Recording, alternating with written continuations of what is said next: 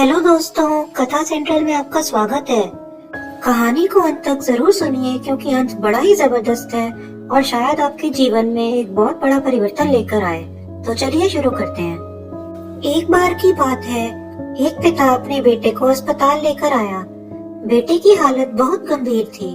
उसकी जान बचाने के लिए उसी वक्त सर्जरी करना बहुत जरूरी था, लेकिन अस्पताल में उस समय डॉक्टर साहब मौजूद नहीं थे। अस्पताल वालों ने डॉक्टर साहब को फटाफट फोन लगा दिया। डॉक्टर साहब ने जैसे ही ये बात सुनी, उन्होंने अपना सारा काम बीच में छोड़ दिया, गाड़ी की चाबी उठाई और अस्पताल के लिए निकल पड़े। वे जैसे ही अस्पताल पहुँचे, उस पिता ने उन्हें देखते ही गुस्से से चिल्लाना शुरू कर दिया। तुमने आने में इतना समय क्यों लगा दिया? क्या तुम नहीं जानते कि मेरी बेटे की जान खतरे में है? क्या तुम्हें अपनी जिम्मेदारी का कोई एहसास नहीं है?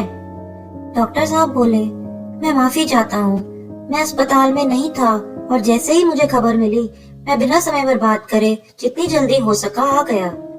अब आपसे मेरी विनती है कि आप शांत हो जाएं ताकि मैं अपना काम कर सकूं। शांत हो जाऊं? क्या होता अगर तुम्हारा बेटा ऐसी हालत में होता? तो तुम क्या शांत हो जाते? अगर तुम्हारा अपना बेटा मर जाए तो तुम क्या करोगे? पिता ने चिल्लाते हुए कहा। डॉक्टर साहब ने पलटकर कोई जवाब नहीं दिया, बस मुस्कुराए और सीधा ऑपरेशन थिएटर में चले गए। कुछ घंटे बाद वे बाहर आए और बोले, भगवान का शुक्र है, आपके बेटे की जान अब खतरे से बाहर है। यदि आपको कोई प्रश्न है तो कृपया नर्स से पूछें। और पिता के उत्तर की प्रतीक्षा किए बिना ही वे दौड़ते हुए वहाँ से चले गए। उनका ऐसा व्यवहार देखकर पिता नर्स से बोला, ये डॉक्टर इतना अहंकारी क्यों है? मैं कुछ मिनट इंतजार नहीं कर सकता था ताकि मैं अपने बेटे की स्थिति के बारे में पूछ सकूं?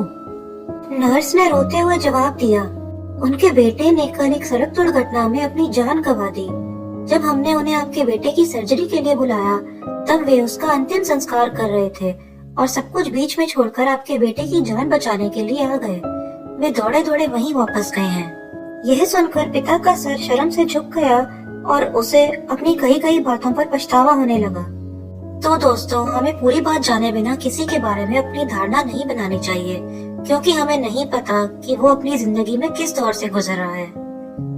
आशा है आपको ये कहानी पसंद आई होगी। यदि कहानी पसंद आई हो तो वीडियो को लाइक और शेयर जरूर कीजिए और अगर चैनल पे नए हैं तो सब्सक्राइब जरूर कीजिए।